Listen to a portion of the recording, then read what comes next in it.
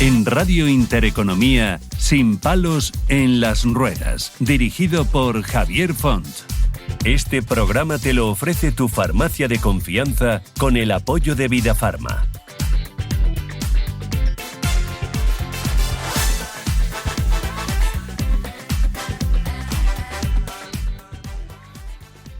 Bueno, pues nada, ¿qué tal? ¿Cómo estamos? Que ya estamos por aquí, que ya hemos vuelto de estas navidades tan largas, pero a la vez tan cortas, que nos apetece, descansar un poco más siempre es bueno, pero ahora hay que ponerse las pilas y empezar a trabajar.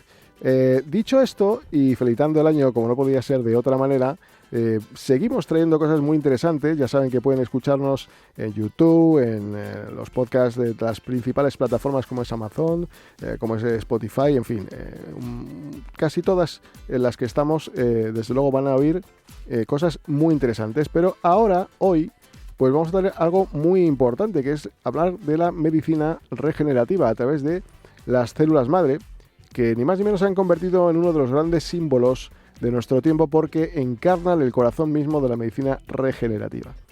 Mire, la posibilidad real de que el cuerpo humano no solo sea tratado, sino separado, restaurado y en determinados contextos regenerado es importante. Para algunos representan las fronteras más esperanzadoras de la medicina contemporánea, para otros un territorio incómodo donde ciencia, ética, religión y política colisionan sin resolverse del todo. Y en medio de este choque, millones de personas con enfermedades graves, lesiones irreversibles o discapacidades esperan. Porque no hablamos de teorías ni de futurismos científicos. Hablamos ya de regenerar tejidos dañados, de recuperar movilidad tras una lesión medular, por ejemplo, de modular procesos inflamatorios crónicos, de frenar enfermedades neurodegenerativas, de reparar el cartílago, los músculos, los nervios o, por ejemplo, el miocardio. Y desde ofrecer alternativas reales allí donde hoy solo existen cuidados paliativos, rehabilitación limitada o adaptación de la pérdida funcional. La medicina regenerativa ya ha demostrado que las células madre, junto con biomateriales, factores de crecimiento o terapias avanzadas, pueden hacerlo. La pregunta ya no es si funcionan, sino cómo, cuándo, para quién y bajo qué condiciones de acceso y seguridad. Miren, España es un buen ejemplo de esta contradicción. Nuestro país cuenta con investigadores de prestigio internacional, hospitales punteros y un sistema sanitario público que, en teoría, deberían facilitar que los avances de la medicina lleguen a toda la población. Sin embargo, el progreso es lento, muy lento. Los ensayos clínicos se prolongan durante años, la financiación es irregular y el marco regulatorio, aunque concebido para proteger al paciente, se ha convertido en demasiados casos en una barrera estructural que frena la traslación clínica más de lo que la ordena. Mientras tanto, otros países han tomado decisiones estratégicas. Por ejemplo, Japón ha optado por varias vías, entre ellas vías de acelerar la aprobación condicional para terapias celulares bajo supervisión estricta.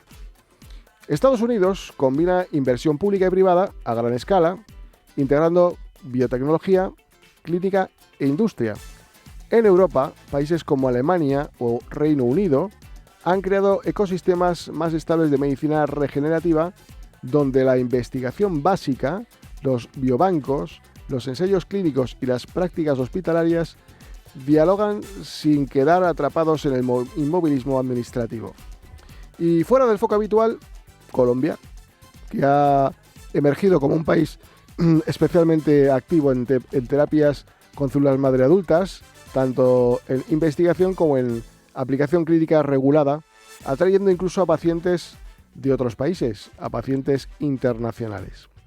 Colombia ha apostado por integrar la innovación biomédica con una regulación clara y operativa, favoreciendo el desarrollo de tratamientos en enfermedades, por ejemplo, autoinmunes o lesiones articulares o patologías neurológicas y procesos degenerativos. No todo es experimental ni perfecto, pero hay algo evidente, que existe voluntad política y sanitaria de avanzar en medicina regenerativa, y esa voluntad es lo que hace que marque la diferencia. Entonces se preguntarán, ¿por qué en España cuesta tanto? Parte de la respuesta se encuentra en el terreno de la ética y la religión. Un debate, como ustedes sabrán, legítimo, pero a menudo mal planteado. Miren, durante años la discusión sobre células madre se ha centrado casi exclusivamente en el uso de embriones, ignorando deliberadamente que la medicina regenerativa, la actual, se apoya mayoritariamente en células madre adultas, perinatales o inducidas, que no implican la destrucción de embriones y cuentan con un amplio consenso ético y científico. Este reduccionismo ha tenido un peso real en el debate público y político, la verdad. Y conviene decirlo con claridad, la ética religiosa ha condicionado la política científica, incluso en un estado formalmente laico. No se trata de desacreditar creencias, sino de reconocer su influencia. El problema surge cuando esa influencia se ejerce sin matices, desconectada de la evolución real de la ciencia y termina, por ejemplo, bloqueando desarrollos que ya respetan esos límites morales. Aquí nace una paradoja muy inquietante.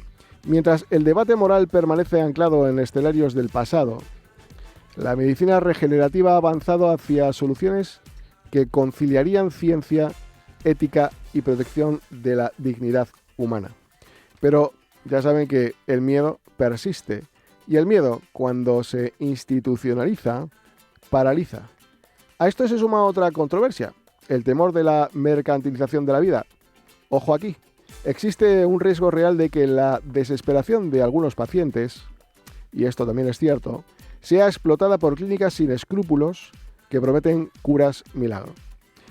Este riesgo existe con regulación firme, control y evidencia científica, pero regular no puede significar bloquear.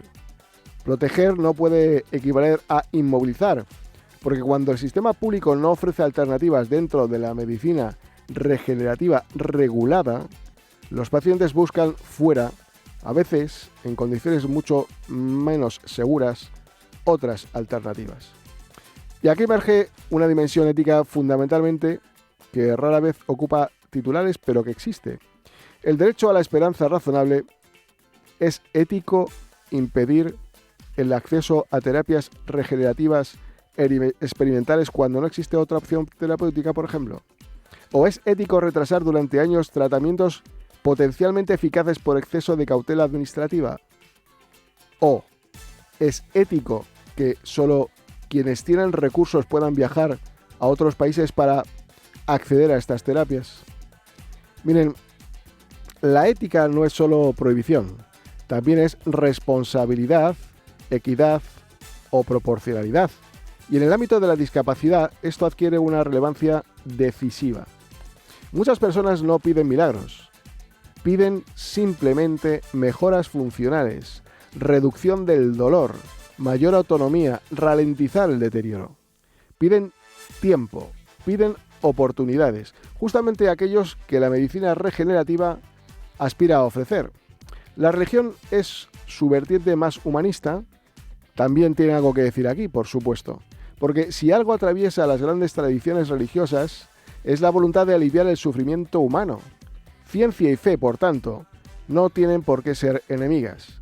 El conflicto surge cuando se sustituye el discernimiento por el dogma y la prudencia por el inmovilismo. España necesita un debate adulto, honesto y actualizado sobre medicina regenerativa. Un debate que distinga entre tipos de células madre, que escuche a científicos, clínicos y pacientes, que integre la ética sin convertirla en un veto permanente.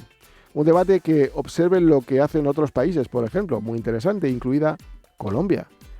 No con arrogancia, sino con humildad, responsabilidad y voluntad de aprender. Porque cada año de retraso en medicina regenerativa no es neutro. Tiene nombres y apellidos. Es una persona que no recupera su movilidad, una familia que agota sus ahorros, un paciente que pierde una oportunidad terapéutica. La ciencia, miren, avanza. La pregunta es si nuestra sociedad y nuestras instituciones están dispuestas a avanzar con ella.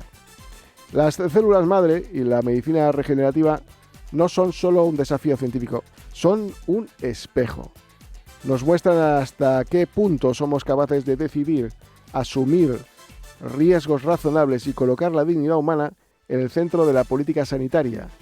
No decidir también es una decisión, y en este ámbito es una decisión que se paga con tiempo, salud y futuro. Comenzamos.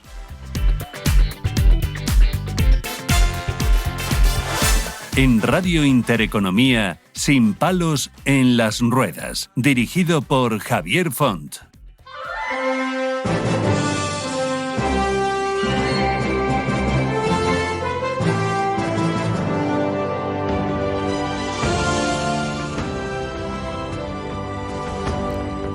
Y vamos con este consejo de nuestro equipo de educación inclusiva. Adelante, Isabel. Hola, soy Isabel Sánchez, técnica del área de menores de Fama, y hoy quería hablaros de la importancia de las rutinas en los menores. Las rutinas no quitan la libertad, le dan seguridad a la infancia, por lo tanto, como muchas veces nuestros menores piensan que les cortamos la libertad por realizarlas, no es así. Las rutinas le ayudan a regular el sueño, la alimentación, el uso del baño, el juego, el aprendizaje. También favorecen su autonomía, porque poco a poco pueden realizarlo por ellos mismos y se sienten capaces de realizar más cosas. En el aula y en casa, las rutinas deben ser claras y flexibles. Además, esto se puede trabajar con un panel de rutinas visual e incluso trabajando con pictogramas, con temporizadores o relojes visuales que gestionen los tiempos o momentos de actividad. Si queréis más tips, no dudéis en contactar con nosotros a través del teléfono 91 59 33 50 o ponernos un correo a educacion@fama.org. Repito, llamar al teléfono 91 59 33 50 o poner un correo a educacion@fama.org.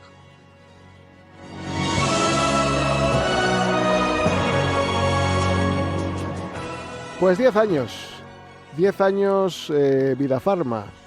10 años de muchas cuestiones que se han vivido en una compañía tan importante como esta. Y es que en el año en el que Vidafarma cumple 10 años, resulta imprescindible detenerse a reflexionar sobre el camino recorrido y el impacto generado en el sistema sanitario y en la sociedad.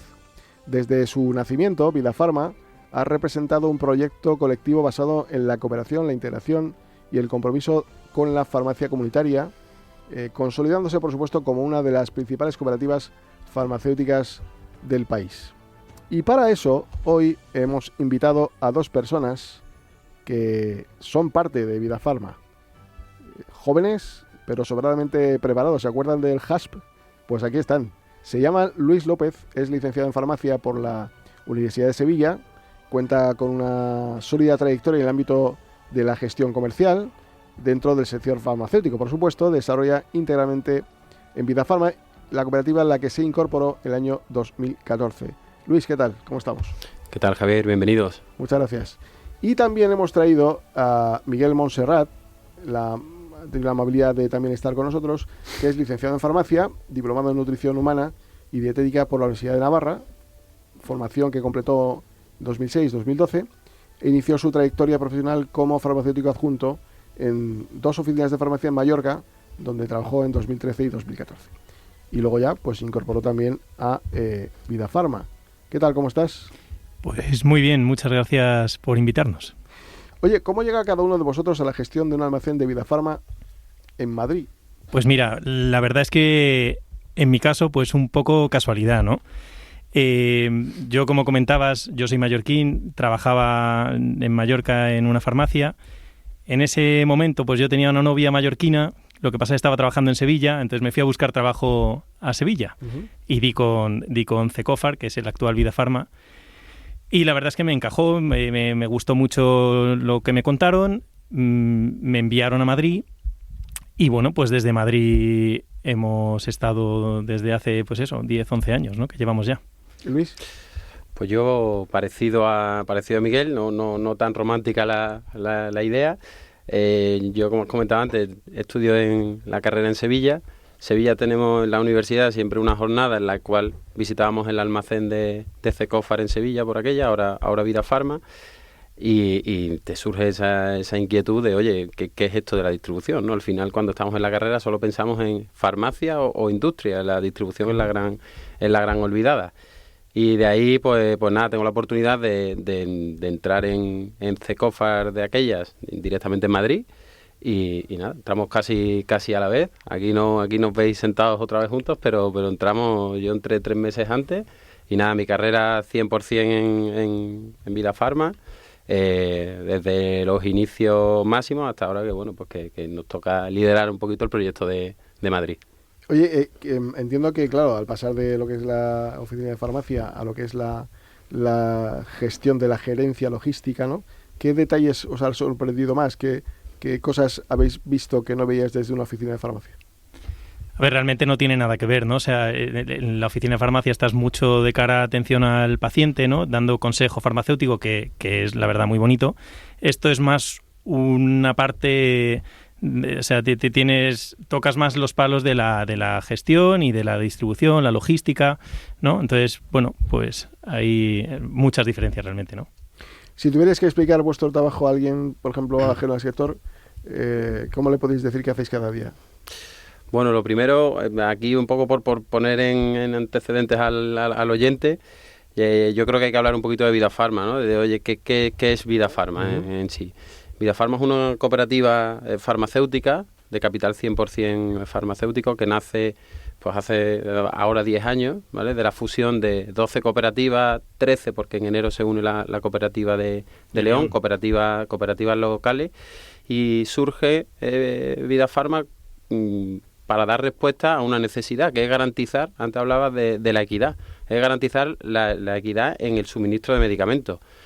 ¿Esto en qué se traduce? En que, pues que el medicamento llegue a todas las farmacias del territorio nacional en las mismas características, en las mismas condiciones, da igual la ubicación y da igual la rentabilidad de la farmacia.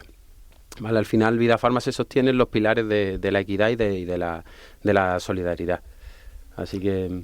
No sé, y eso es. Al final estamos en el ámbito de la economía social y primamos siempre el hecho de dar el servicio y llegar con esa capilaridad que nos permite llegar a toda la población para ofrecer pues en beneficio de la salud de los pacientes, vamos. Oye, ¿cómo arranca la gestión de un almacén de estas características? Porque cuando uno va a la farmacia pide la medicación y si no está, claro, en 3 horas ya está, ¿no? ¿Cómo va esto? A ver, lo primero es entender que tenemos la distribución farmacéutica, ¿no? O sea, nosotros lo que hacemos es custodiar los medicamentos, no solo desde un farmacéutico, no solo desde la producción, sino también cuando hace la dispensación en la oficina de farmacia. Bueno, pues la distribución lo que hacemos es custodiar esos medicamentos en nuestros almacenes y controlar los transportes y que sean con las medidas adecuadas, ¿vale? Siguiendo unas buenas prácticas de distribución. Y entonces... Bueno, no, sigue tú. Que ahí hablaba, ¿no? Que al final cada día es diferente. El almacén cada día arranca, no es lo mismo un lunes que un miércoles, ahora acabamos de pasar Navidad, que verano. Nosotros tenemos un almacén o almacenes, 32 almacenes en Vida Farma, que priman mucho la estacionalidad, ¿vale? Y incluso el propio día de en un mismo día incluso, ¿no? O sea... Quiero decir que quizás, claro, hablas de la temporalidad, es decir, cuando hay desplazamientos de personas que se van a la playa, baja la distribución en las capitales y se van a las provincias o se van a los territorios de playa, ¿no? Por supuesto. Entiendo, y ahí tendréis que contratar más personal en un sitio y bajar en otro, a lo mejor. Así es. Justo en Madrid no se comporta así porque en Madrid siempre hay muchísima gente en cualquier momento del año, ¿no? Pero Oye, sí. ¿cómo gestionáis los equipos? Quiero decir, con esa circunstancia, ¿cómo hacéis?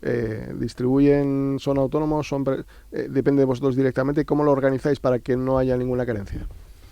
Bueno, al final nosotros tenemos empleos directos, ¿vale? En Madrid tenemos 2 almacenes, uno en Leganés y otro en San Fernando, en metros cuadrados son casi 25.000 metros, y tenemos empleos directos 200 personas y empleos indirectos que son repartidores, limpieza, etcétera, unas 100 personas. La estacionalidad y lo que es el periodo navideño y de verano, bueno, pues sí que se nutren de personal temporal para reforzar la carga de trabajo. También generamos muchos empleos indirectos, ¿no? Entonces, al final eso pues se va regulando por sí solo con las empresas que estén asociadas, por así decir. Directamente las farmacéuticas os envían los medicamentos, vosotros lo almacenáis y lo distribuís. Eso. Así es. Y, por ejemplo, a nivel personal, ¿qué os exige este puesto? mucha dedicación plena, completa. Total. 24/7. 24/7. Totalmente. Ahí coincidimos los dos, creo que lo hemos dicho claro. a la vez. Al final, mientras la cruz verde esté encendida, en Vidafarma estamos encendidos. La cruz nunca se apaga y por tanto nosotros estamos detrás de eso, ¿no? Entonces, ¿qué vamos a hacer? Tampoco. Al final nuestros almacenes funcionan prácticamente 24 horas al día. Pero tenéis que estar a veces pendiente, incluso el fin de semana. Nosotros tenemos que estar pendientes. Hay que estar un poco pendiente, claro. Sí. Al final hay farmacias abiertas y puede haber alguna incidencia. Intentamos que esté todo controlado y que no haya, pero bueno, la realidad de la vida es que algunas cositas siempre hay. Cuando hay algún desabastecimiento y tal, eso, claro, es una cuestión de la industria farmacéutica, ¿no? Bueno, es una cuestión de la industria, pero también nosotros desde la distribución intentamos paliar un poco, pues quizás con mayor aprovisionamiento o quizás intentando, en fin. Claro, porque hay veces que hay territorios, ¿no?, que no llega y otros sí llega y se tiene que redistribuir. Correcto. Nos apoyamos entre nuestros almacenes para poder cubrir un poco eso, esas necesidades. Es un problema global que tenemos hoy en día y lo que decía Miguel, intentamos paliarlo de la mejor forma posible para que, bueno, pues que en la población todo el mundo tenga acceso al medicamento en tiempo y forma. Por lo tanto, el factor humano entiendo que juega un papel decisivo en la distribución, ¿no? Hombre, total. Fundamental. O sea, nosotros al final... Tú decías que en 2 horas o 3 tenemos el pedido en la farmacia, y así es, ¿no? Y eso requiere una gran robotización. Al final nos entran pedidos pues en horas pico de entre la 1 y las 2:30. Nos han entrado todos los pedidos de todas las farmacias. Concretando en Madrid, pues hay unas 3.000 farmacias en Madrid. Y a las 4 de la tarde estamos empezando a entregar repartos de medicamentos en las farmacias. O sea, en 1 hora, hora y media estamos entregando ya en el punto final, ¿no?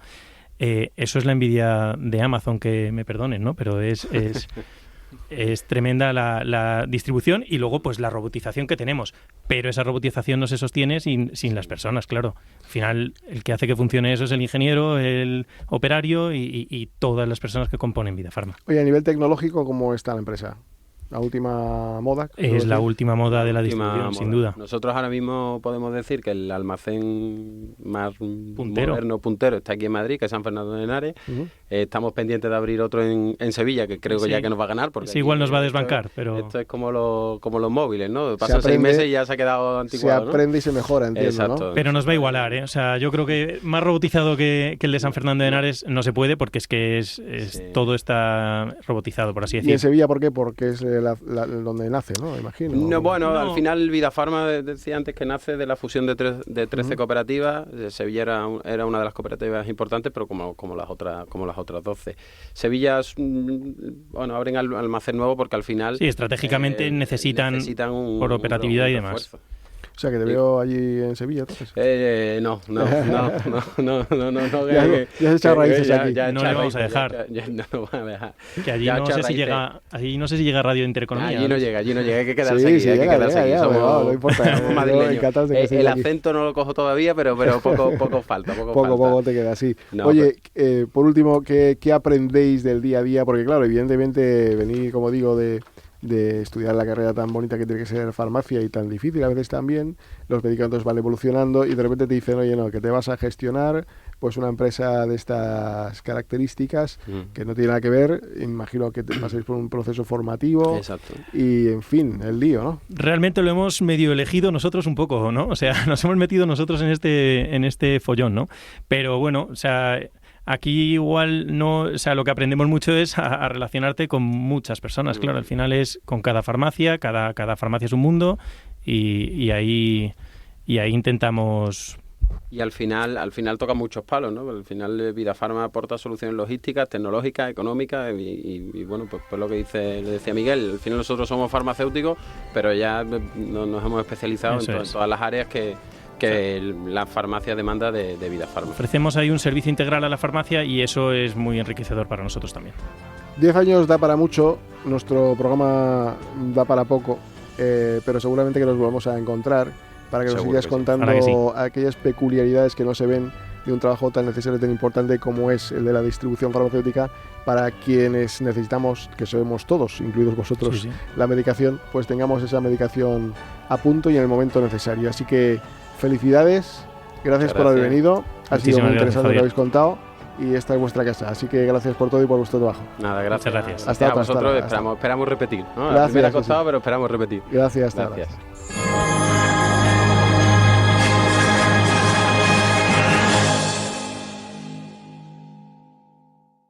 El exceso de peso no es solo una cuestión de imagen, es salud, bienestar y calidad de vida. En IMEO te ayudamos a alcanzar un peso saludable con tratamientos médicos personalizados y seguros. Mejora tu energía, protege tu corazón y gana años de vida. Visítanos en imeovisidad.com y empieza hoy tu cambio. IMEO, cuidamos de ti.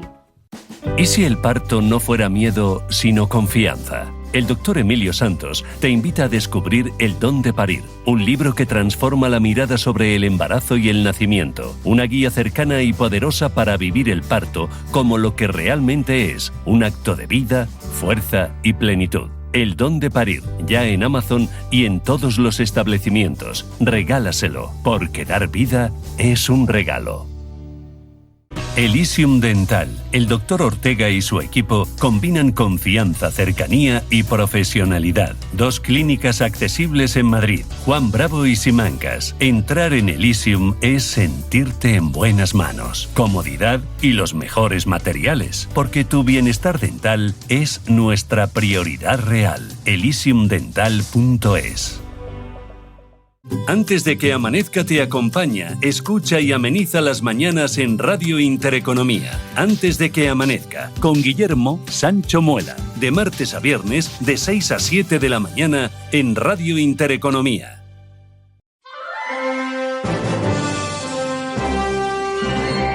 En Radio Intereconomía, Sin palos en las ruedas. Dirigido por Javier Font. Bueno, pues como ustedes han podido escuchar en nuestra editorial, hoy es un programa dedicado, la parte troncal, por supuesto, a una parte importante, que es la de curar, la de sanar, la de regenerar. Hablaremos de la medicina regenerativa a través de las células madre. Es una, de las áreas más innovadoras y transformadoras de la medicina contemporánea, como hemos podido hablar y veremos ahora. Y desde luego su finalidad principal no se limita a aliviar síntomas o frenar la progresión de una enfermedad, sino que persigue reparar, regenerar o sustituir tejidos y órganos dañados. Pero bueno, vamos a hablar con 2 expertos que nos acompañan, desde luego, y que nos parece muy interesante lo que nos van a contar. Vamos a hablar, por una parte, como hablamos en la editorial, con un país que está muy avanzado, gracias a una regulación específica distinta a la de nuestro país, y que nos van a contar su experiencia. Por tanto, vamos a hablar con la doctora Marcela Hernández Rico, que tiene 6 años de experiencia en la rama de las células madre, que es en su país magíster en Ciencias Básicas Biomédicas de la Universidad El Bosque. Doctora, ¿qué tal? ¿Cómo estamos? Hola, ¿cómo estás? Muy bien. Me alegro de saludarla. También en el estudio tenemos a doctor Severiano, que es biólogo con doctorado en Biología Celular y Molecular, especializado en Medicina Regenerativa, Terapia Celular y Análisis de Datos Científicos de Biomedicina, y director del laboratorio Vidacor, que es el primer banco privado de sangre y tejido en cordón umbilical, con más de 20 años de experiencia en investigación biomédica, en fin, un largo currículum, al igual que seguramente que la doctora, y queremos hablar con los dos pues desde 2 prismas distintos. Uno, cómo está fuera la situación en un país donde se trata de una manera distinta al que se hace en nuestro país, España. Doctora, ¿cómo ha evolucionado la medicina regenerativa en Colombia en los últimos 10 años? O mejor dicho, para empezar, ¿qué es la medicina regenerativa? Bueno, perfecto. La medicina regenerativa es una rama de la medicina que lo que busca es ayudar al cuerpo a repararse a sí mismo. En lugar de solo tratar los síntomas como el dolor o la inflamación, que es lo que hace la medicina convencional, intentar recuperar el tejido dañado y mejorar sus funciones. Es una medicina realmente que estimula la capacidad natural del cuerpo para sanar. Uh-huh. Pues bueno, dime, cuéntame. No, decía, en los últimos 10 años, ¿cómo ha evolucionado esta medicina? Bueno, realmente los avances acá en Colombia son exponenciales, avanzamos a pasos agigantados. No solamente nos centramos en tratar ciertas patologías, sino que cada vez nos sumamos a muchas más y los hacemos mediante enfoques integrales. Se ha avanzado demasiado. Entiendo que hay distintas terapias con células madre para este tipo de medicina y distintos niveles, es decir, no sé qué tipos de investigaciones y qué terapias se están aplicando en cuanto a lo que es la práctica clínica, doctora. Bueno, acá en Colombia básicamente se aplican sobre todo para ortopedia. También hemos manejado en casos de autismo, donde hemos visto mejoras importantes.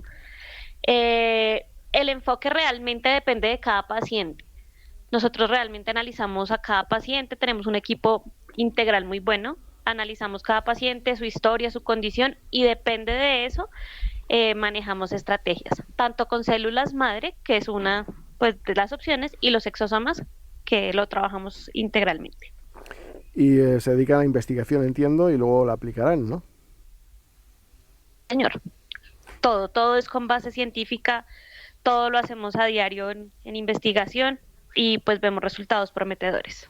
¿Qué tiempo lleva la investigación y luego aplicarlo al ser humano? Bueno, eso depende también. Investigación tenemos hace más de 15 años, no solo en Colombia, en todo el mundo, pero la investigación ya para aplicarla a un ser humano, un año más o menos. Igual lo que te digo, eso depende de cada patología. En cuanto a la reparación, digamos, de algún tejido o de algún cartílago, en fin, o alguna cuestión relacionada con la ortopedia, digamos que habrá menos controversia que si hablamos de mejoras, por ejemplo, como ha dicho, en el autismo, ¿no? Sí, totalmente. O sea, la medicina regenerativa está muchísimo más avanzada en la parte de ortopedia, regeneración de cartílago, producción de colágeno. ¿Qué Eso avances, es lo que más hemos avanzado. ¿Qué avances hemos visto en un campo y en otro? Bueno, digamos en la parte de ortopedia vemos reducción de inflamación, reducción del dolor, una calidad de vida muchísimo mejor en pacientes con patologías crónicas. Y pues en cuanto al colágeno tiene mucho que ver también con la ortopedia. Que, por O sea, ejemplo, realmente la producción del colágeno nos ayuda también a regenerar articulación. que, por ejemplo, podemos evitar las, digamos, cirugías. ¿En algún caso? En algún caso, o sea, la idea como tal no sería evitar la cirugía. En algunos casos ayuda a retrasarla o a evitarla, pero no reemplaza, eso hay que dejarlo claro, no reemplaza una cirugía cuando ya es necesaria. Es decir, que digamos que de alguna manera este tipo de medicina aplicada es para cuestiones concretas. Si hablamos de dolor, por ejemplo, ¿qué puede ser? ¿Dolor muscular? Porque evidentemente si hablamos de un dolor óseo es donde a lo mejor no se puede suplir la cirugía en muchos casos, ¿no? Exactamente, o sea, en cuanto a manejo del dolor, es donde más se ha estudiado, es donde mejor resultados tenemos. Pero si hablamos de cirugía, podríamos ayudar a retrasarla o evitarla. Pero ya en los casos donde está muy avanzado, que ya la medicina convencional ha dicho que se tiene que hacer una cirugía, pues no se podría evitar. ¿Y qué tipos de células se aplica? Es decir, por ejemplo, las que regeneran tejido, ¿cuáles, por ejemplo, se están utilizando? Bueno, nosotros utilizamos células madre mesenquimales. Las células madre, por decirlo así, son células especiales del cuerpo que tienen dos características muy importantes. La primera es que pueden transformarse en distintos tipos de células de distintos tejidos y la segunda es que nos pueden ayudar a reparar esos tejidos dañados. Nosotros usamos células mesenquimales obtenidas de la gelatina de Wharton, que es un tejido del cordón umbilical. Uh-huh. ¿Y qué le iba a decir? Porque claro, hay un tema muy importante que es la seguridad, la trazabilidad y seguridad celular en estos tratamientos. ¿Cómo se gestiona esto? ¿Cuál es la garantía que en un momento determinado puede ofrecer este tipo de investigaciones y aplicación de la misma? Bueno, nosotros manejamos protocolos súper estrictos de seguridad, de calidad. O sea, en cuanto a la parte de laboratorio, tenemos protocolos súper estrictos. Es un proceso muy seguro, con protocolos adecuados. Los riesgos, y bueno, yo creo que la controversia está, y es que el riesgo está cuando se hacen tratamientos sin control o sin regulación. Doctora, ha hablado usted de una patología, que en muchos casos ha generado su controversia últimamente, dado que el presidente Trump se mete en todos los charcos y en este también. Y claro, se ha hablado de que incluso, hay un medicamento que lo está propiciando, etcétera, etcétera. Pero ha hablado usted de algo importante y es que se han producido mejoras en estas discapacidades. Entonces, ¿qué tipo de mejoras podemos observar que se han producido y como consecuencia de la aplicación concreta de la terapia hacia estas personas? Hacia la artritis, digamos, podemos ver exactamente una regeneración de cartílago, la disminución del dolor en el 99.9% de los casos es absolutamente notoria, al igual que la inflamación. Por lo tanto, la calidad de vida de estos pacientes mejora muchísimo. Le indicaba de autismo, ha dicho usted antes. Ok, del autismo, sí, las mejoras en la comunicación sobre todo. En el autismo hemos manejado acá protocolos con exosomas y con células madre. Hemos observado un poco más de enfoque, sobre todo en los niños con autismo, mejoras en la comunicación, reducción en los procesos de colalia. Eso se ha visto. Doctora, para los neófitos en la materia y para quienes nos están escuchando, que son muchas personas inteligentes pero con distinto nivel formativo que usted, ¿cómo podríamos explicar que actúan esas células cuando ustedes, entiendo que las manipulan, las tratan, para que vayan directamente al foco principal donde tienen que actuar para producir los cambios necesarios que mejoren la salud de estas personas o de cualquier circunstancia? Ok, generalmente las enfermedades están ocasionadas por partículas de inflamación. Las células tienen la capacidad de dirigirse hacia donde se encuentra ese proceso inflamatorio. Estas células se reproducen y pues con ayuda de los exosomas, que son como mensajeros, nos ayudan a comunicar entre esas células y nos ayudan a mediar esa inflamación, ese proceso inflamatorio. Así funcionan las células madres, ellas se dirigen hacia donde está el proceso inflamatorio. Es decir, ustedes conocen los pares y las, digamos, las alinean con los impares para que al final se junten en lo que es un enganche que pueda resultar beneficioso hacia la parte del cuerpo que mejora esa circunstancia, esa patología, entiendo. Exactamente, por eso te decía que cada caso es particular y pues los equipos de médicos y toda la medicina que manejamos nosotros evalúa cada caso puntual con su historia clínica, sus exámenes y con base en ello generamos una posibilidad de tratamiento. ¿Existe algún riesgo biológico, siguiendo desde luego los más relevantes que puedan existir? Como enfermedades y eso, ¿te refieres? Correcto, sí. Infecciones, ¿Alguna transmisión, derivación, no. correcto, algún efecto secundario? Bueno, como en cualquier procedimiento médico, los efectos secundarios existen. Sin embargo, con la aplicación de células madre no tenemos ese riesgo potencial de infecciones, porque como te digo, en el laboratorio se trabaja con protocolos estrictos de seguridad, calidad.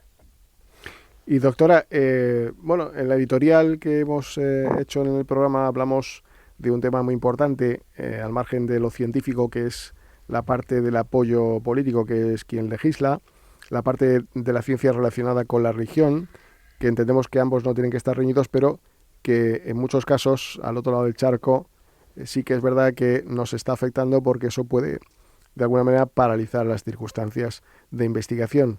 Allí en Colombia, ¿qué tipo de regulación hay? ¿Es más flexible? ¿Existe algún tipo de controversia? ¿Cómo se está gestionando todo esto? Bueno, aquí en Colombia tenemos, o sea, afortunadamente es legal y ético, y es lo que nos ha permitido a nosotros hacer investigación con células madre. De hecho, aquí la terapia celular cada día se reconoce más. Sí, estoy de acuerdo contigo con que una restricción de esa categoría sí frena mucho la investigación y pues las células madre son el futuro de la ciencia, el futuro de la salud. Si frenamos esa parte, lastimosamente nos estamos cerrando a una buena cantidad de posibilidades. ¿La Iglesia tiene su efecto allí? No, aquí no, para nada. Igual como o sea, si se trabajara con embriones, que era lo que inicialmente se creía, obviamente la parte ética y la iglesia se pondrían en contra. Pero nosotros trabajamos con cordón umbilical, no hay ningún tipo de restricción ética. Permítame, doctora, que dé paso al doctor Severiano para preguntarle también cosas muy interesantes desde el punto de vista de nuestro país y ver un poco esas diferencias. Doctor, ¿cómo definiría el estado actual de la investigación en células madre en nuestro país, en Europa y en nuestro país? Vale, muchas gracias. Estoy encantado de colaborar en el programa. Y bueno, yo lo que diría es que en Europa también estamos bastante avanzados en todos los asuntos que tienen que ver con la terapia celular, en Europa en general y en España en particular. En España somos pioneros en el uso de terapias celulares y lo que sí que me gustaría decir es que aquí en esta parte del mundo, a nivel regulatorio, tanto la Agencia Española del Medicamento como la Agencia Europea, la EMA, el nivel de regulación es mucho más estricto y desde ese punto de vista, aunque es necesario, pues es mucho más difícil que muchas de estas terapias lleguen a la clínica, pero de esa manera se consigue que cuando lleguen sea de una manera mucho más segura y más efectiva, sobre todo en lo que está relacionado con el tratamiento de los pacientes. ¿Qué diferencia fundamental existe entre la investigación básica y la aplicación clínica? Bueno, pues la investigación básica es algo que es estrictamente necesario en un futuro.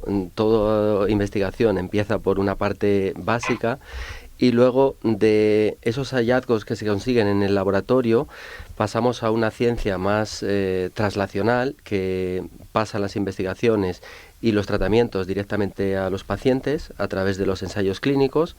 Hay de distintas fases, de fase 1, que es la preliminar, a fase 4, y esa es un poco la manera a través de la cual esos tratamientos llegan finalmente con seguridad al paciente.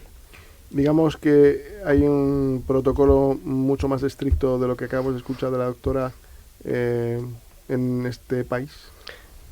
A ver, he de decir que sí. Eso no quiere decir que en Colombia o en otros países iberoamericanos no se trabaje con rigor, que seguro que sí, pero aquí digamos que se controla mucho más y es prácticamente obligatorio que antes de llegar a tratar a un paciente, especialmente en el caso de las terapias celulares, que aquí solemos hablar de terapias avanzadas o de medicamentos de terapia avanzada, pasen por todas esas fases, básica, investigación básica, preclínica con animales y luego ya saltamos a los ensayos clínicos. Aquí es imposible no cumplir con esas fases y no hay otra manera de llegar a la clínica de verdad. Aquí ya se ha trabajado en la regeneración de tejidos. ¿En qué líneas estamos trabajando que se estén aplicando ya realmente en el ser humano? Vale, a ver, hay muchas líneas y hay distintos tipos de células, como habéis ido comentando a lo largo del programa. Por centrarme en una que además se hizo en su momento bastante mediática aquí en España, de hecho fue aquí en Madrid, hay una terapia que también es a base de células madre mesenquimales, pero en este caso de la médula ósea, la terapia se llama NC1 y es una investigación que se desarrolló en el Hospital Puerta de Hierro, a través de los doctores Vaquero y Mercedes Turita. Tristemente fallecido el doctor Vaquero. Sí, correcto. Entonces ellos sí, precisamente investigaron el uso de estas células cultivadas de médula ósea para tratar lesiones medulares. Y lo que vieron en los pacientes que se trataron, que todo esto estaba probado, era que, bueno, que no curaban la lesión, porque eso es algo muy complicado, pero que sí que conseguían tener una mejora en esos pacientes en cuanto a la sensibilidad, en cuanto a la rigidez muscular y consiguieron un mayor control, por ejemplo, de los esfínteres, que es algo que a veces la gente hay que tener en cierta medida, una esperanza y creo que estamos avanzando mucho y es muy prometedor todo lo que se está haciendo, pero en este caso no cura la enfermedad, pero sí que hace que algunos de esos síntomas se puedan paliar y la calidad de vida de las personas pueda mejorar. Bueno, que a una persona con lesión medular le mejore la funcionalidad de los esfínteres es muy importante. Pues correcto. Es decir, sí. La autonomía que eso genera es brutal. Sí. Tuve la oportunidad de conocer al doctor Vaquero, magnífico investigador y muy buena persona. Totalmente de acuerdo. ¿Qué retos presenta en la actualidad la expansión celular in vitro? Bueno, pues plantea muchos retos, pero también abre muchas oportunidades y muchas posibilidades de cara al futuro. Cuando uno extrae cualquier tejido, yo por ejemplo que trabajo en la empresa Vidacor, que nos dedicamos a almacenar células madre tanto de sangre de cordón umbilical como de tejido, Por ejemplo, en el caso del tejido, que lo ha comentado anteriormente la doctora Marcela Hernández, se pueden extraer de ahí las células madre mesenquimales de la gelatina de Barton. Pues una de las cosas que se necesita es purificar, por un lado, esas células, expandirlas, multiplicarlas para conseguir los números suficientes y a partir de ahí poder realizar los tratamientos pasando por todas esas fases de investigación que acabamos de comentar. Lo importante que es, pues ella lo ha indicado también, trabajar en la seguridad, que es lo más importante de inicio, y luego ya saltamos a la fase de la eficacia. Usted también ha dirigido o dirige un banco de células madre y ahí se congelan. Cuando nacen los niños es el cordón umbilical el que de ahí se extraen las células madre, ¿no?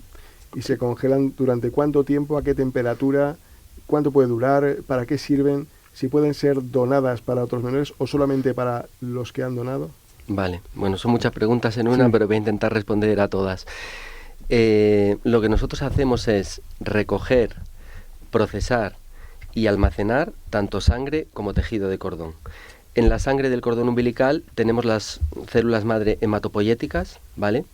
Que, bueno, ya se ha visto y está súper demostrado que se pueden utilizar para tratar distintas enfermedades hematológicas como leucemias, linfomas, anemias.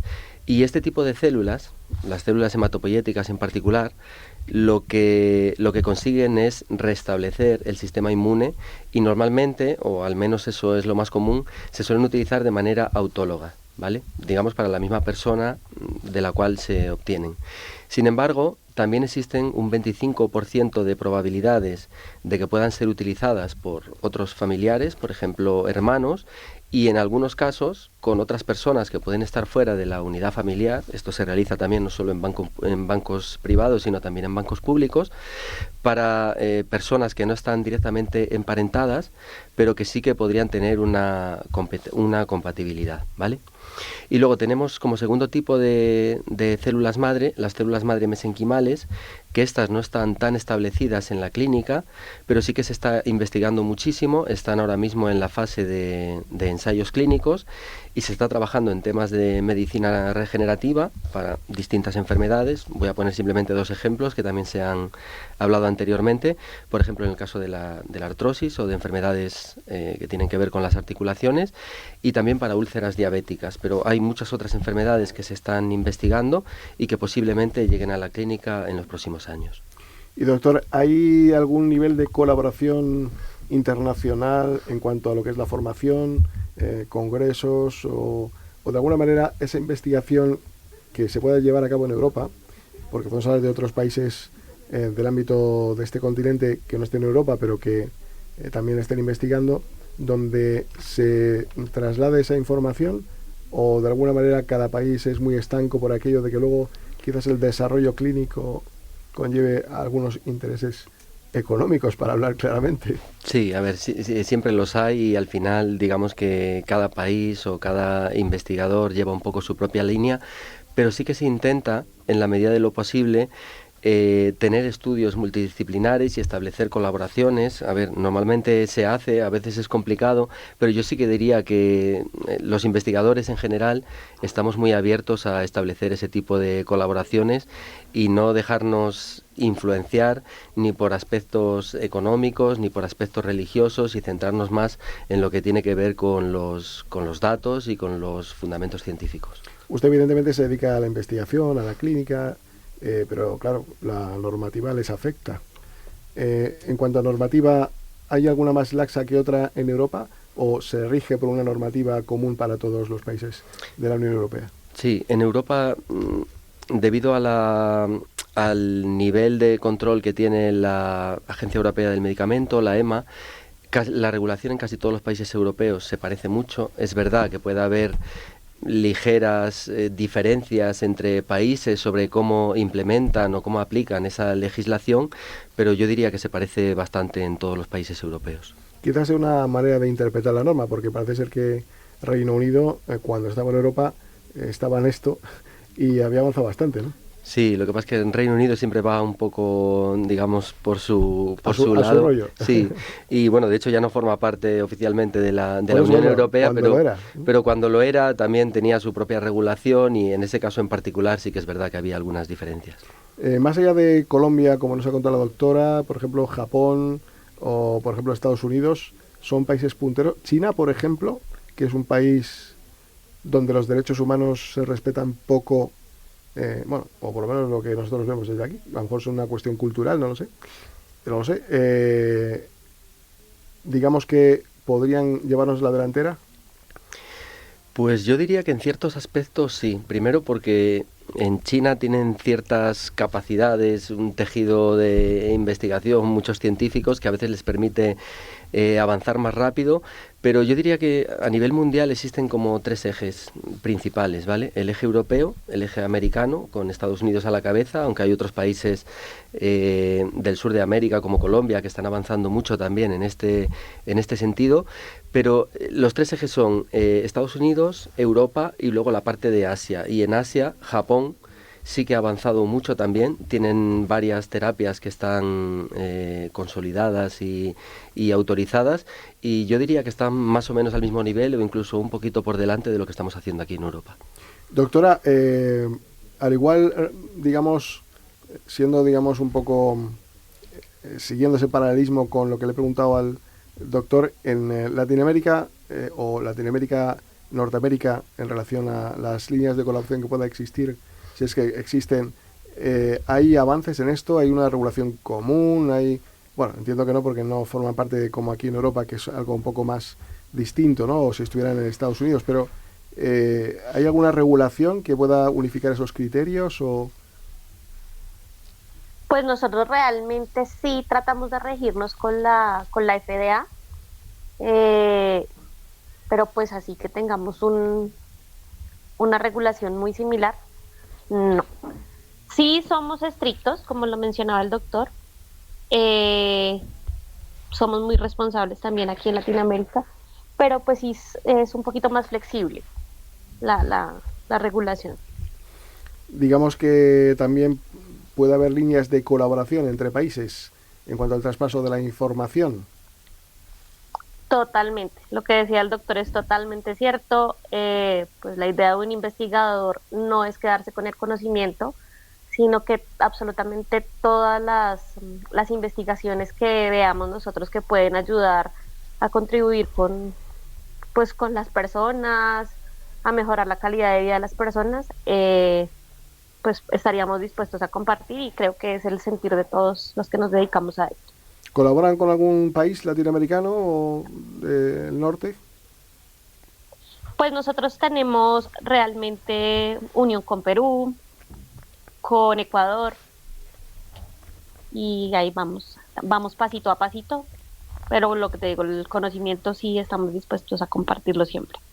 ¿Y alguno de ustedes, doctora, ha tenido línea de colaboración o de investigación, de formación con países punteros como puede ser, por ejemplo, Japón o China o Estados Unidos? Doctor. Perdón. Yo sí que he de decir que he participado en el desarrollo de terapias celulares en colaboración con otras empresas americanas que desarrollaban dispositivos médicos y aislaban células a partir de muestras de lipoaspirados humanos, de tejido adiposo subcutáneo, que es otra de las fuentes de células mesenquimales. Y bueno, por dar otro apunte que no tiene que ver única y exclusivamente con células, en Vidacor, la empresa en la que estoy ahora, estamos iniciando nuevas líneas de investigación que tienen que ver también, que lo ha apuntado la doctora, con el uso de exosomas o con el uso de factores de crecimiento que derivan de la sangre del cordón umbilical y en particular del plasma, ¿vale? Lo digo como algo anecdótico que también estamos iniciando. El otro día, doctora, vi una noticia en la que Alemania había hecho una aplicación de células madre para lo que es la regeneración de, digamos, el cartílago. De alguna manera se evitan operaciones. ¿Esto se podría o se puede aplicar en breve en España o es una investigación que queda ahí residual? ¿Hay que irse a Alemania o cómo? Sí, a ver, en principio dependería del tipo de terapia y si ya está aprobada o no en Europa. Si está desarrollada en Alemania y la Agencia Europea del Medicamento la aprueba, que a lo mejor es así, desconozco cuál es exactamente el producto, podría llegar perfectamente a España, pero para que entre en el sistema público de salud, primero lo tiene que autorizar el Ministerio de Sanidad y tendría que pasar también el filtro de la Agencia Española del Medicamento, con lo cual si está autorizado, si es un ATMP autorizado por la EMA, seguramente sí. Y doctora, esto, si mal no he entendido, ustedes lo tienen ahí más avanzado, ¿no? ¿Ya se aplica o no? La terapia celular en cartílago para regeneración, sí señor. En América Cell Bank nosotros ya manejamos toda la parte de exosomas, aplicación directa en articulación de células madre. Y ahí, como lo decía el doctor, también nosotros aquí en América Cell Bank estamos abriendo un tema investigativo para la obtención de células madres mesenquimales de tejido adiposo. Estamos ahí empezando también, y como dice el doctor, de forma anecdótica también. ¿Y qué nivel de regeneración puede producirse? Pues bueno, eso sí, lo que yo te decía, eso funciona de manera diferente. No es un tratamiento mágico, no funciona igual para todos, pero pues sí es muy prometedora cuando se aplica de forma responsable y adecuada. Bueno, decirle, por ejemplo, doctor, que en este sentido, ¿cómo se protege al paciente en este ámbito cuando va a preguntar al médico si existe algo ya para calmar el dolor o como, en fin, aquí por lo que veo en España se aplica poco esto, ¿no? Todavía. A ver, en realidad, pues seguimos, por el tema... perdóname que le interrumpa, con infiltraciones nada más, ¿no? Cuando hablamos de dolor, de medicamentos. Sí, lamentablemente se siguen utilizando las que llamamos las terapias tradicionales, pues infiltraciones con corticoides, tratamientos con ácido hialurónico, pero sí que es verdad que ya existen muchas otras terapias biológicas que no están tan reguladas como las células madre propiamente dichas, y que se está viendo que tienen cierta eficacia, especialmente también en patologías articulares o en el caso de la artrosis de rodilla, como pueden ser el plasma rico en plaquetas o algunos productos a base de exosomas. El problema, entre comillas, quiero que se entienda esto de las células madre, es que como desde un punto de vista regulatorio es más complicado, pero está mucho más controlado, pues cuando esas células llegan a la clínica, en teoría van a ser mucho más eficaces. De momento estamos intentando utilizar otros tratamientos, muchos de los cuales se utilizan por vía privada, no por vía pública, antes de llegar a esa gran promesa que son las células madre. Pero yo, como digo siempre, si hay algo que está inventado, ¿para qué vamos a seguir investigando lo que ya está inventado? Es posible que lo que está inventado se pueda mejorar y a lo mejor extraer la información y mejorar lo que hay, pero es que suena raro que haya cosas de estas ya en el mundo que mejoren la calidad de vida y que todavía haya países que no lo tengan. Y si se trata de cuestiones económicas, vamos, estamos, digamos, en países donde la economía podría permitir traer esa información, ¿no?, para implantarla en nuestro país. ¿Qué es lo que no hace posible que esto sea una realidad? Porque al final, quienes nos escuchan dicen, es que se investiga en Colombia, que esté muy avanzado, en España estamos como estamos, en Japón hay avances, en Estados Unidos también, pero oiga, ¿y por qué no se ponen de acuerdo ya todos y hacemos algo para que esto llegue a todo el mundo? A ver, es un asunto bastante complicado, sí, pero al final lo que hay que buscar es un balance riesgo-beneficio que siempre tiene que ir a favor del paciente. Las células madre, para que lleguen a la clínica de verdad, tienen que demostrar que efectivamente son mucho mejores que cualquiera de los otros tratamientos que hay ahora mismo disponibles, ¿vale? Siempre hay intereses económicos, porque de hecho casi todos los productos que se están desarrollando son desarrollados por empresas privadas y muchas veces por grandes empresas farmacéuticas, y el problema es que muchos de esos tratamientos son demasiado caros y a veces no justifican eso que he hablado al principio, que es el balance entre el riesgo que hay y el beneficio que obtiene el paciente, por lo cual al final lo que tenemos que encontrar es un tratamiento que sea eficaz, que funcione bien, a base de células madre o cualquiera, pero que no sea demasiado caro, porque si es muy caro, al final los sistemas públicos de salud no pueden pagarlos y la gente que no tiene suficiente dinero, pues tampoco. Entonces, si lo miramos desde ese punto de vista, es muy importante que se regule bien, pero luego que el coste que tenga también los sistemas públicos o los propios pacientes sean capaces de pagarlo. Al final esto es una economía de escala, ¿no? Es decir, al final sabemos que la investigación cuesta carísimo y que al final, si esto se va aplicando, pues se va amortizando la inversión en este tipo de investigaciones. Doctora, por ir terminando ya un poco, porque nos queda ya poco tiempo, ¿se ha aplicado la medicina regenerativa en algunas discapacidades más allá del autismo, o en alguna otra, como puede ser las que afectan a la movilidad, las que afectan, no sé, a cualquier otro ámbito, de cualquier otra patología ahí en Colombia? Bueno, aquí en Colombia la aplicamos para muchísimas patologías. En cuanto a la movilidad, sí se ha aplicado. Vemos reducción realmente de dolor e inflamación. Pues eso básicamente. Y ya para terminar, doctor, un mensaje que se puede trasladar a la ciudadanía sobre las células madre. Vale, pues yo voy a transmitir un mensaje que tiene que ser de esperanza, porque estamos avanzando muchísimo en todo el tema de la investigación con células madre, pero también de paciencia. A veces la ciencia tiene sus propios caminos y lo que tenemos que conseguir es tratamientos seguros, tratamientos eficaces y tratamientos que o los pacientes o el sistema público, vuelva a lo mismo, se puedan permitir.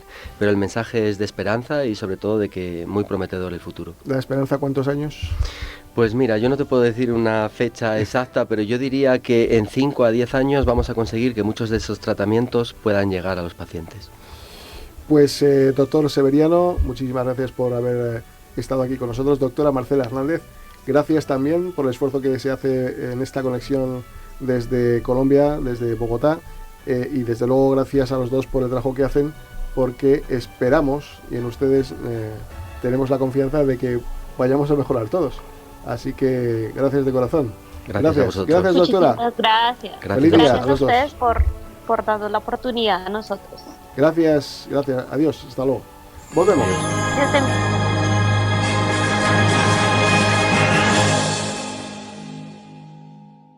En Radio Intereconomía, sin palos en las ruedas. La teoría era que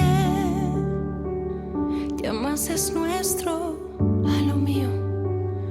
Que fueran dos los platos en la mesa para recoger y cada mañana no te sobrará café. La teoría era que aún estuvieras conmigo. Que alguien nos saque una foto bajo de la Torre Eiffel y ese día ser posible. Bueno, pues quienes oyen es una voz preciosa, que muchos de ustedes ya conocerán solamente por escucharla. Se trata de Lorena Gómez, cantante, actriz española.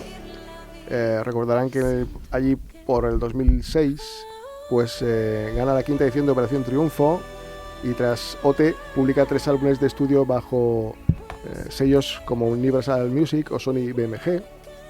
Y bueno, pues ha compartido escenario con artistas tan relevantes como India Martínez, Manuel Carrasco, Pastora Soler. Bueno, el currículum que tiene es tremendo, pero quienes desde luego nos lo pueden contar son ella misma, Lorena, y Elena, que la hemos invitado también aquí para que nos haga de embajadora. Lorena, encantada de saludarte. Y un placer, de verdad, estar aquí esta tarde.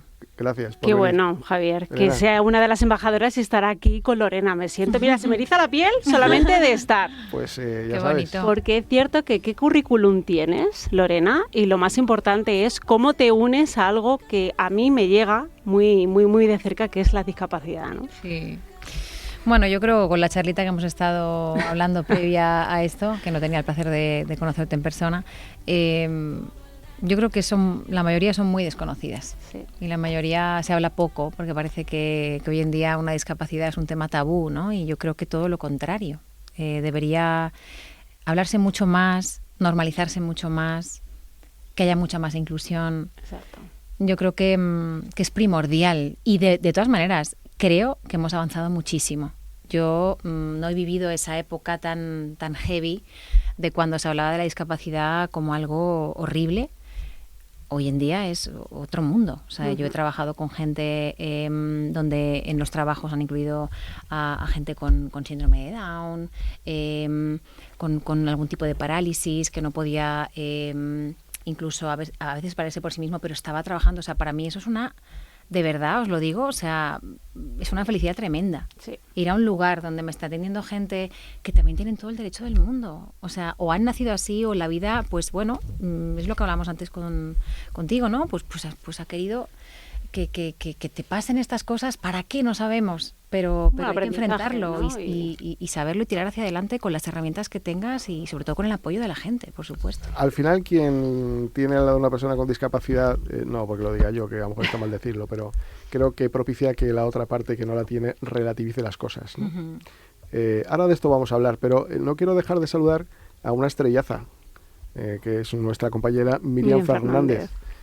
Con quien además has colaborado en una canción, ¿no? Sí. Que está financiada por Fundación Mutua de Propietarios, Sumando Voces, y quiero saludarla. Miriam, ¿qué tal? ¿Qué pasa? ¿Por qué has venido por aquí? ¿Te damos miedo o algo? ¿O estás todavía con la resaca del roscón? Feliz año a todos, un placer. ¿Qué tal? Feliz año, Miriam. A Lorena. Feliz un placer, año Miriam, un besazo, guapa.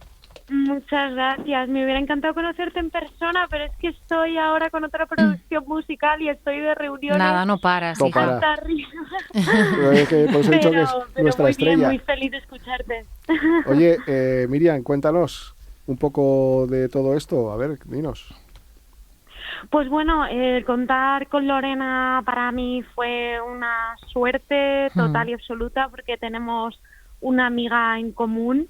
Y nada, en cuanto me dio su nombre, pues dije, claro que sí, me encanta, porque además yo la admiro mucho desde que bueno, pues hizo pública su carrera y nada, la verdad es que al final yo creo que conseguimos hacer un tema estupendo que hablaba sobre la realidad, que al final tenemos muchas personas con discapacidad, porque la gente cree a lo mejor que un sitio es accesible, pero hasta que no vas, lo compruebas, a lo mejor no es accesible del todo, ¿no? Entonces, bueno, pues Lorena con su gran voz y con además su personalidad, que es un amor de persona, lo que yo he tratado con ella, pues bueno, nos juntamos para decir esto muy alto, ¿no? Que la accesibilidad es para todos, no solo para las personas con discapacidad, sino también para aquellas que tengan una tercera edad donde ya la movilidad empieza a ser un poquito más reducida, o por hacernos un esguince o por llevar un carrito de bebé. Al final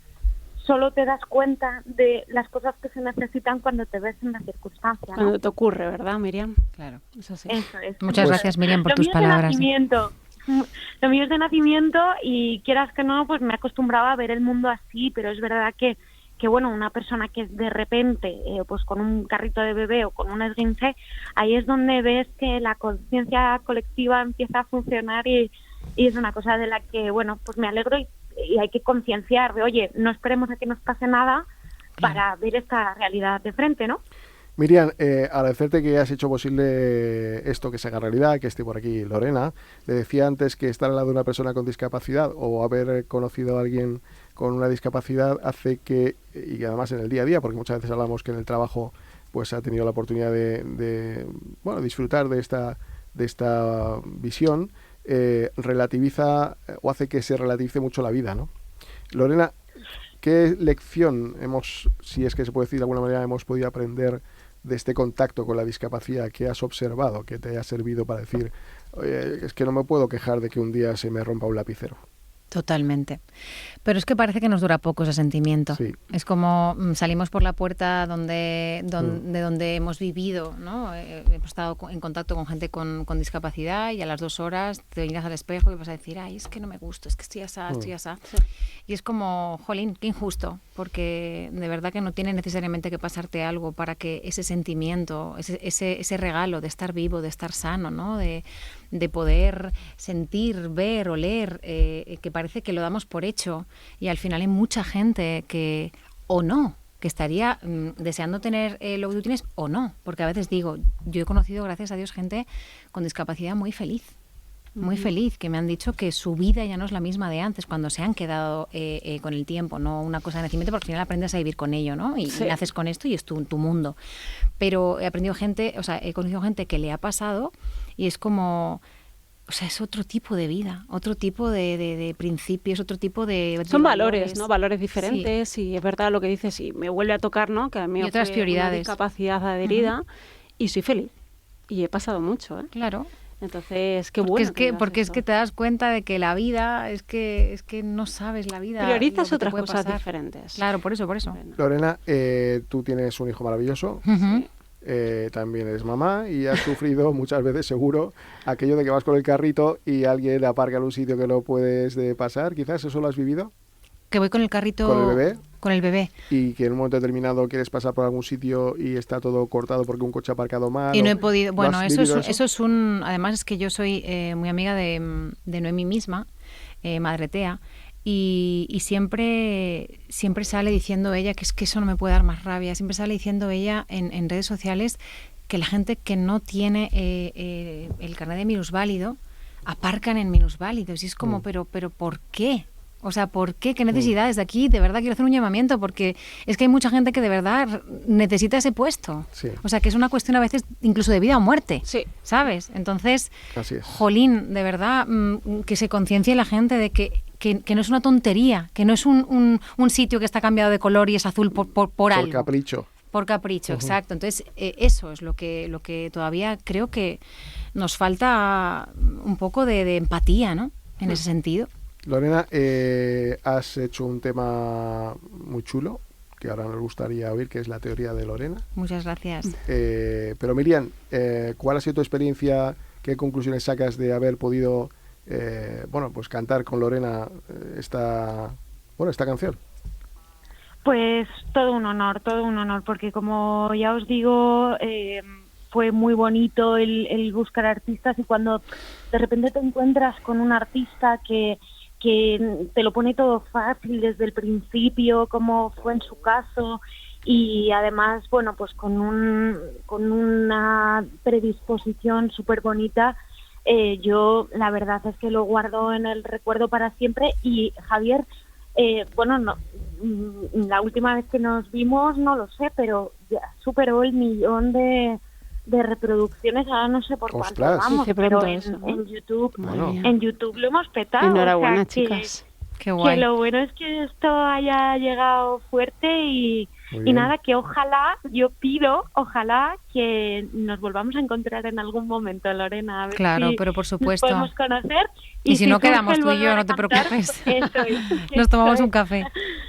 Eso es, totalmente. Un placer enorme. Me gustaría oír la teoría de Lorena. Te más es nuestro a lo mío, que fueran dos los platos en la mesa para recoger, y cada mañana no te sobrará café. La teoría era que aún estuvieras conmigo, que alguien nos saque una foto bajo de la Torre Eiffel, y ese día ser posible ya fuéramos 3. Perdóname por no seguir la teoría, por todo el daño que te haya podido hacer. Tan solo una vez voy a vivir la vida, y siento que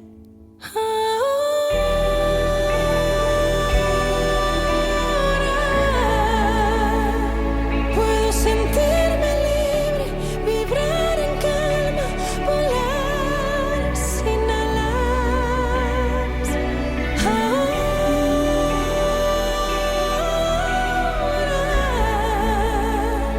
Puedo librar cadenas, bailar sin miedo, curar el alma. No sabría en qué momento cortar y entrar yo, porque mi voz no tiene que ver con la tuya. Qué voz más bonita. Muchas gracias. ¿La entrenas mucho a diario? ¿Cómo? Pues mira, justamente antes de venir a esta entrevista estaba en mi foniatra, en mi otorrino, y me ha dicho: tienes unas cuerdas que son de hierro, ¿eh? Hay que ver, porque he estado malita, tal.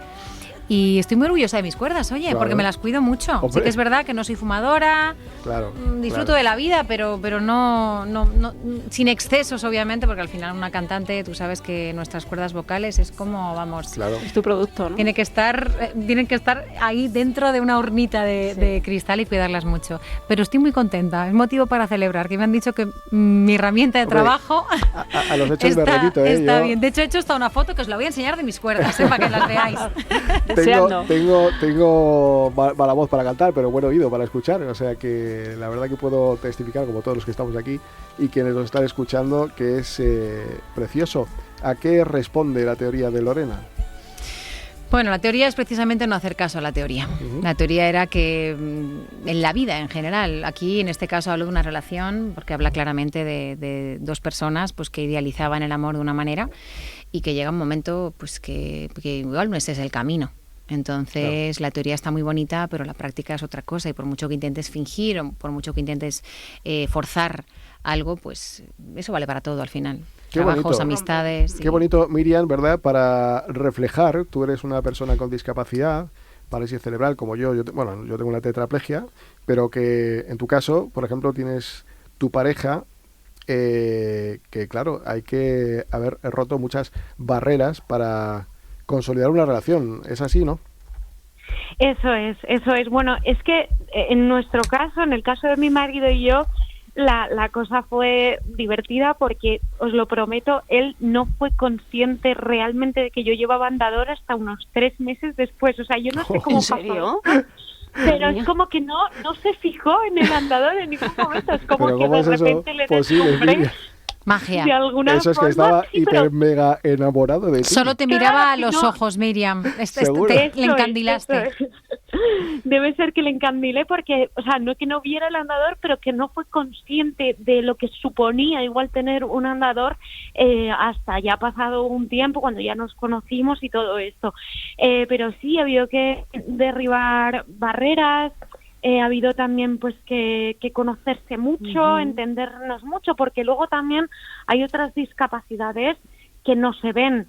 O sea, es decir, que mi marido pues tiene una circunstancia que no se ve, pero que también en el día a día pues cuenta, ¿no? Entonces eso también sería un tema muy interesante, esas discapacidades o esas situaciones que te limitan, pero que no están a primera vista de todo el mundo, ¿no? Entonces, la verdad que nuestra historia ha sido muy bonita en ese sentido, porque los dos, con todo nuestro amor, pues hemos ido pues conociéndonos, viendo qué cositas hay, que no es solo el andador, sino pues por ejemplo pues calambres en la cabeza que tengo cuando trabajo mucho y ciertas cosas que son al final comorbilidad de la discapacidad que se tiene, ¿no? Pero muy bien, muy contenta, muy feliz y apoyando mucho a mi marido, que está a punto de hacer su examen en la oposición, que llevamos 2 años ahí sin parar. Qué guay. Más que un embarazo, Miriam? Totalmente, madre mía, a ver si parimos ya. Ya lo ves. Sí. Bueno, la verdad que la teoría de Lorena marca un hito importante, por cuanto que al final, como dice Lorena, la teoría es no cumplir con la teoría. Porque la teoría es, tienes discapacidad, es imposible que te relaciones con alguien que no la tiene, es imposible que te puedas casar o formar una familia. Tenemos que huir todos de la teoría. Todo Sí. eso, Y afortunadamente, dejarnos llevar por el corazón. eso es, lo estamos rompiendo, y que si la gente es feliz como quiera vivir la vida, que la viva, ¿no? Algo así.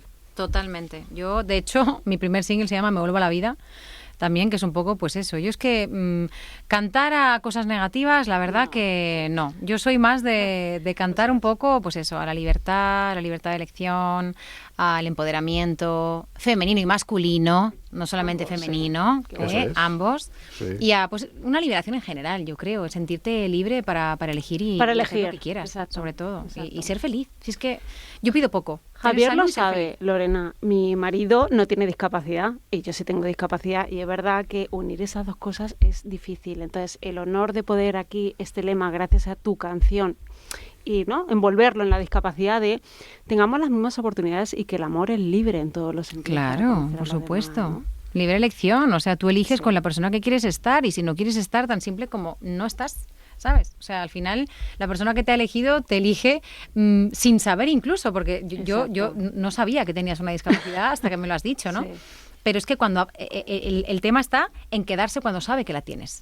Porque es muy bonito enamorarse de lo estético y de lo físico, pero es que la otra persona también necesita sus necesidades, su cariño, su amor y su seguridad también, porque eso es muy importante en una relación. Entonces, yo, cada vez siento, si yo me volviera a enamorar de nuevo, creo que obviamente te fijas del físico, pero si yo veo que es una persona que está vacío por dentro, o sea, ya es que ni siquiera me acerco, de verdad. La importancia que es ser una persona empática, con buenos valores y que te quiera bien. Eso es muy importante. Que al final... Sí, Miriam.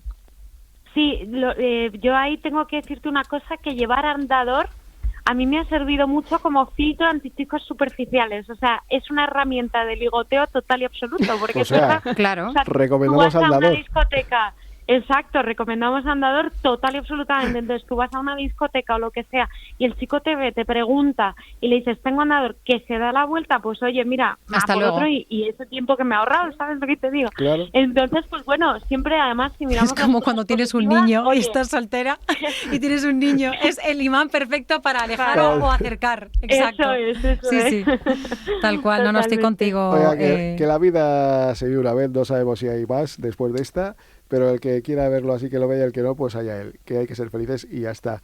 Lorena Gómez, gracias por estar con nosotros. Hombre, a vosotros, ha sido una entrevista muy bonita y muy agradable. De verdad que te lo queremos agradecer y nos vamos a despedir con la canción a la que hacía mención Miriam, Sumando Voces, que lleva más de 1 millón de reproducciones en YouTube. ¡Wow! ¡Qué bien! Con lo cual, que ojalá todo esto dé mucha suerte a ti, a tu canción, a tu vida y que te volvamos a ver. Gracias por venir. Muchas gracias. Muchas gracias, Lorena. Gracias a Sumando vosotros. Voces.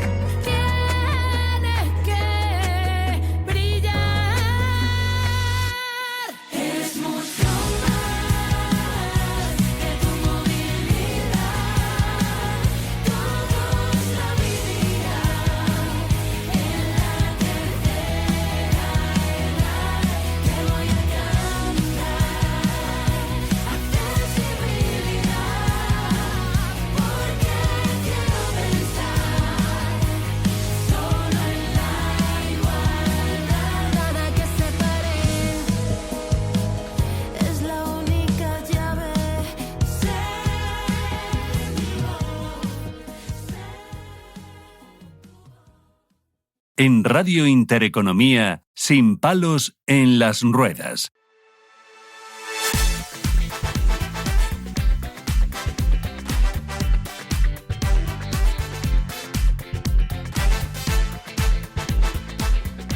Bueno, Cristian, ¿qué tal? ¿Cómo han ido las vacaciones? Muy buenas, Javier. Pues bueno, cortitas pero disfrutonas. Hemos estado bien. ¿Comido roscón? ¿No hemos comido roscón? Hemos comido de todo, Javier. En Navidades se come de todo. Ya ni roscón solo, o sea, todo. Desperdicio del ser humano. Pero bueno, oye, ¿qué nos traes? Pues mira, Javier, pues hoy os voy a hablar un poco de los beneficios fiscales, ya que empezamos el año, pues que tengamos claro un poquito cuándo es eso. Y es que al final existen beneficios fiscales cuando una persona con discapacidad vende o compra su vivienda, porque cambiar de casa no siempre es una decisión voluntaria. Entonces muchas veces responde a una necesidad de accesibilidad, de adaptación o de salud, y el derecho fiscal pues al final también tiene que dar respuesta a eso.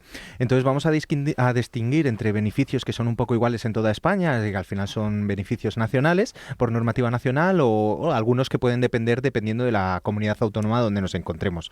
Entonces, a nivel de beneficios fiscales en toda España, pues lo primero que tenemos que saber es que cuando hablamos de vender una vivienda, en toda España existe la llamada exención por reinversión de la vivienda habitual.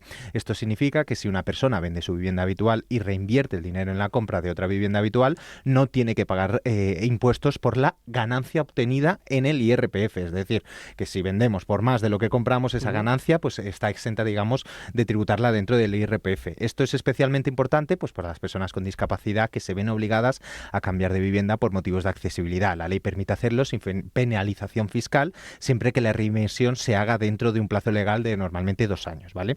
En relación con el IRPF también, las personas con discapacidad reconocida pueden beneficiarse de deducciones específicas en el impuesto sobre la renta por la adquisición de su vivienda habitual, siempre que cumplan determinados requisitos.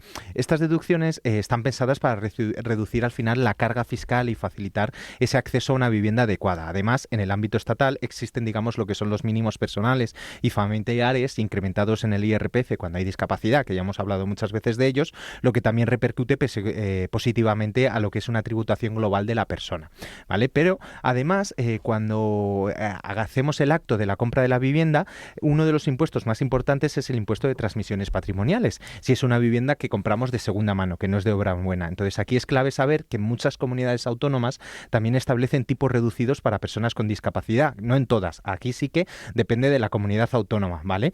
Y entonces, siempre y cuando esa nueva vivienda se destine para residencia habitual. Entonces, estos tipos reducidos pueden suponer al final un ahorro importante frente al tipo general que suele tener, ¿vale? Cada comunidad, eso sí, va a fijar sus propios requisitos, porcentaje mínimo de discapacidad, en algunos con el 33 vale, en algunos con tienes que llegar hasta el 65%, el límite de valor de la vivienda, la necesidad esa que hemos comentado de la vivienda habitual, pero es muy importante que lo tengamos en cuenta, al igual que en los actos jurídicos documentados, que es cuando hacemos una compra de obra nueva, ¿vale? Entonces, que también puede haber ciertas deducciones autonómicas, por ejemplo, en la Comunidad Valenciana, hay diferentes aspectos que benefician. Aquí en la Comunidad de Madrid, Javier, pues el tipo general del impuesto de transmisiones patrimoniales es de un 6%, es uno de los más bajos de España, aunque no existe una automática reducción por discapacidad, sí que hay bonificaciones importantes cuando hay esa adquisición de la vivienda. Además, en Comunidad de Madrid contempla beneficios fiscales relacionados con la rehabilitación de las viviendas,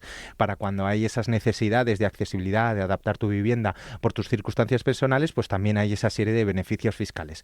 Entonces, al final, Javier, como hemos visto, la fiscalidad puede ser una aliada para las personas con discapacidad cuando venden o compran su vivienda. Existen exenciones, deducciones y tipos reducidos que pueden suponer al final ese ahorro económico muy relevante. Entonces, la clave está en informarse antes de firmar y planificar bien la operación, si es necesario pedir un asesoramiento especializado, que por supuesto estaremos encantados de ofreceros, porque al final ejercer esos derechos pasa por conocer muy bien todo lo que es el sistema fiscal.